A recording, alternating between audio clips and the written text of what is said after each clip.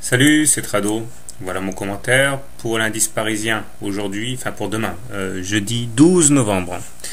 Alors la séance d'aujourd'hui prend schématiquement la forme d'un chandelier en doji. Doji, c'est-à-dire que le niveau d'ouverture et le niveau de clôture sont équivalents, ce qui montre l'indécision des intervenants qui se sont affrontés toute la séance pour finalement aboutir à une séance étale. D'ailleurs, la longueur de la mèche haute et dans une moindre mesure de la mèche basse montre que l'indice parisien a été l'objet d'âpres batailles tout au long de la journée. On remarquera aussi que la hauteur de la mèche haute, qui est plus significative que celle de la mèche basse, montre que les plus hauts de la séance ont été vendus, ce qui montre soit qu'il y a une prise en main progressive des vendeurs, soit que les acheteurs sont un petit peu timorés et qu'ils commencent à manquer de conviction. Pourquoi ?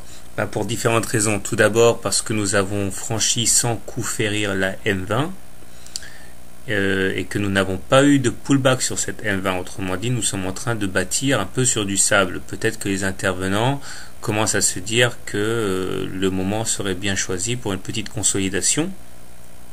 Par ailleurs, on voit que l'on s'approche du haut du canal ocre et c'est vrai que pour ceux qui sont montés plus bas, eh bien on peut commencer à envisager qu'ils prennent leurs bénéfices.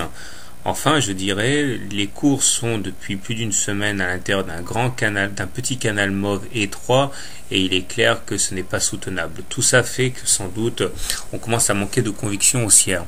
Un petit détour au niveau des indicateurs techniques montre que cependant, il ne faut pas dramatiser, puisque le stochastique est ancré en zone de surachat au-dessus de son signal.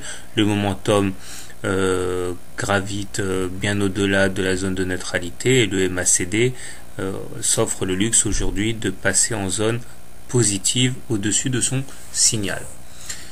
Alors, comment trader l'indice parisien demain? Alors, de deux choses d'une. Soit on décide de rentrer long maintenant, on mettrait un stop loss en cas de clôture en dessous du canal mauve. L'objectif serait un ralliement des plus hauts vers 3891. Soit on décide de trader short en espérant effectivement que la hauteur de la mèche haute d'aujourd'hui soit annonciatrice d'un épuisement des acheteurs. Il faudrait quand même mettre un stop loss au-dessus des plus hauts du jour pour ne pas risquer de se faire embarquer à contresens. L'objectif serait un retour sur la M7 ou la M20. Personnellement, je pense que nous sommes effectivement mûrs pour une petite consolidation. Donc je vais espérer un retour, un pullback sur la M7 ou la M20, niveau à partir desquels j'envisagerai de rentrer long si on n'a pas enfoncé la M7 ou la M20 en clôture. Voilà, très bien, bonne soirée et bon trade. Ah, j'ai oublié quelque chose de très important.